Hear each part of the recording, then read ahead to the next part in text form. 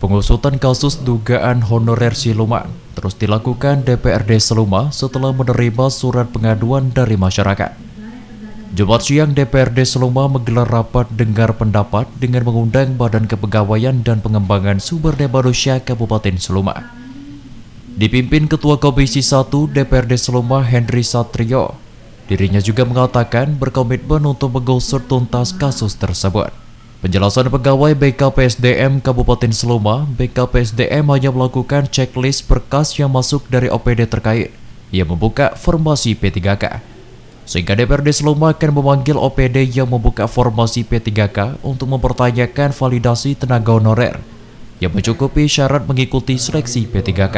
Jadi pada intinya terkait dengan masalah honorer siluman ini kan memang dia belum tuntas lah ya, belum tuntas karena nanti ke depan kami akan juga memanggil OPD-OPD terkait yang tentunya OPD itu membuka formasi untuk P3K ini, karena memang pada prinsipnya BKPSDM itu kan checklist berkas lah.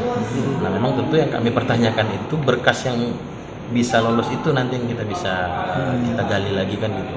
Misalkan ketika orang yang tadi kita anggap dalam tanda kutip kita duga honorer siluman, secara logika kita kan harusnya dia tidak boleh punya SKB. Logika kita kan nggak boleh dia punya SKB. Nah kalau dia punya SKB, nah itu yang kemudian kita pertanyakan.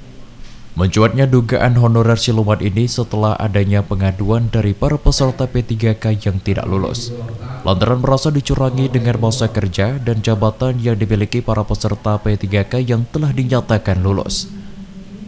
Isu honorer siluman ini pun tak luput menjadi perhatian Kejaksaan Negeri Seluma untuk melakukan pull bucket, lantaran dalam proses seleksi P3K dinilainya syarat dengan praktik dugaan suap dan korupsi. Terkait dengan honorer siluman, karena ada berita yang kami baca juga, ada yang kepala desa, ada yang perangkat desa yang harusnya tidak boleh jadi honorer, ternyata jadi honorer. Kami sebentar lagi mengumpulkan informasi, tapi belum secara resmi baru mendapatkan mengumpulkan informasi yang berbagai dulu.